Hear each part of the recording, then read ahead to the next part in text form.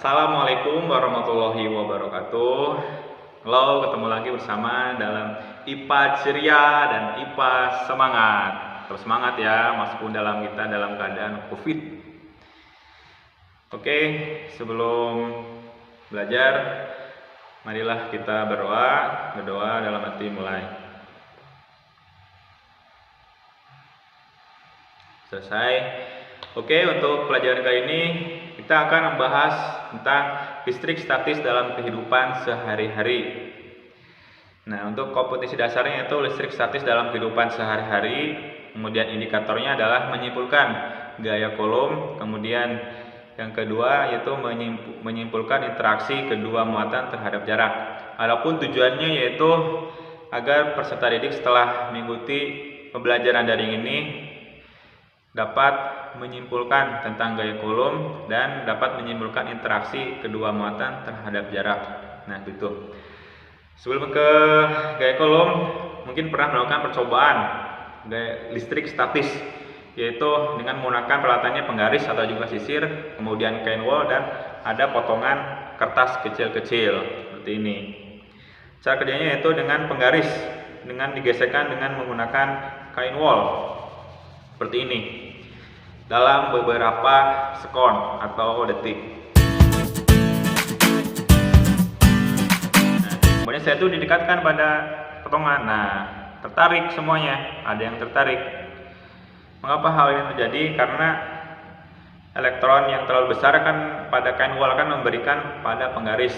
Kemudian juga penggaris ini akan memberikan elektronnya kepada kertas kecil-kecil ini, maka kertas kecil ini akan tertarik terhadap penggaris gitu. Seperti yang diketahui bahwasannya atom ini ya, berhubungan dengan atom bahwasannya terdiri dari 3 muatan, yaitu muatan elektron, proton sama neutron. Elektron itu bermuatan negatif, proton itu bermuatan positif, dan neutron itu adalah tidak bermuatan. Nah, seperti yang diketahui juga bahwasannya antara elektron sama proton itu dia akan tarik menarik apabila muatannya berbeda, positif sama negatif atau juga positif seperti itu. Kemudian kalau muatannya sama gitu, positif sama positif, negatif sama negatif, maka dia akan tolak menolak seperti itu. Nah, sekarang ini kita akan pada materi gaya Coulomb. Apa itu gaya Coulomb? Bagaimana gaya Coulomb untuk dibuktikan?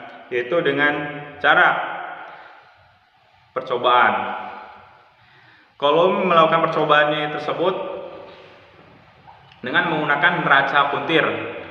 Tapi pada kali ini kita tidak akan melakukan dengan neraca puntir, tapi dengan melakukan alat percobaan sederhana.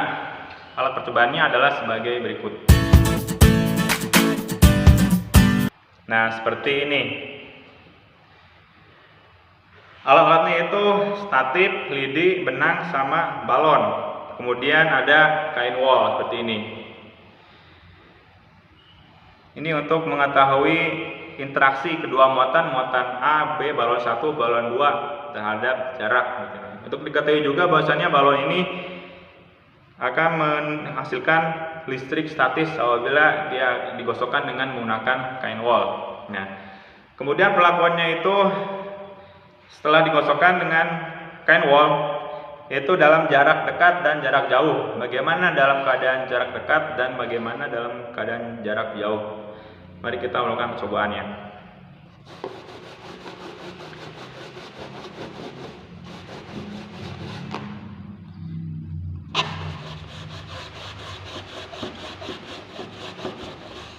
Nah, ini dalam keadaan jarak jauh. Bagaimana interaksinya? Ternyata masih lemah.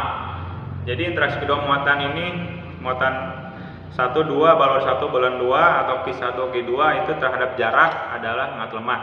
Ini jauhan. Kemudian percobaan yang kedua.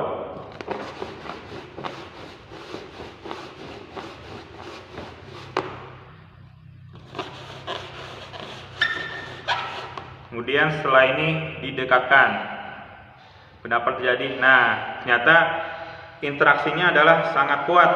Jadi adanya interaksi saling mendekat, jadi kuat seperti itu.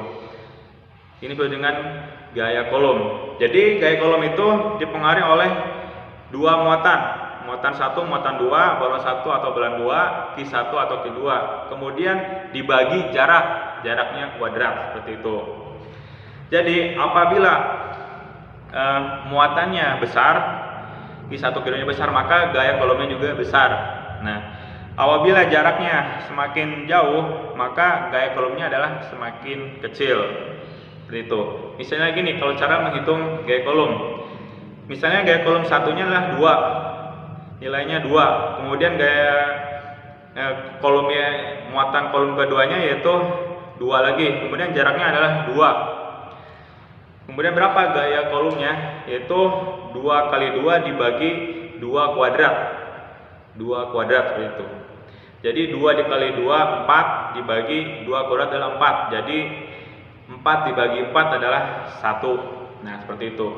Jadi gaya kolomnya adalah 1. Seperti itu. Jadi gaya kolom itu berbanding lurus dengan kedua muatan dan berbanding terbalik dengan jarak kuadrat. Nah, seperti itu tentang gaya kolom. Kemudian tentang medan listrik juga, yaitu rumusnya E sama dengan F dibagi Q, yang mana E medan listrik, F adalah gaya, kemudian Q adalah muatan. Kemudian setelah itu beda potensialnya juga adalah V sama dengan W dibagi Q. W adalah beda potensial, W adalah energi listrik, Q-nya adalah muatan. Nah, seperti itu. Oke ya, baik anak-anak. Setelah ini bisa diperdalam dengan membaca modul atau juga bertanya dan atau juga browsing di internet di Google seperti itu. Kemudian jangan lupa juga untuk mengerjakan tugas-tugasnya di Google Classroom. Kemudian yang terpenting adalah LKPD-nya adalah diisi. Itu. Untuk belajar yang selanjutnya yaitu tentang listrik dalam sistem saraf, kemudian hewan-hewan yang menghasilkan listrik seperti apa gitu. Jadi kelistrikan dalam saraf itu seperti apa mekanismenya, kemudian hewan-hewan apa aja yang bisa menghasilkan listrik seperti itu. Oke ya, saya cukupkan dan tetap semangat, jaga protokol kesehatan, pakai masker dan jaga jarak. Assalamualaikum warahmatullahi wabarakatuh.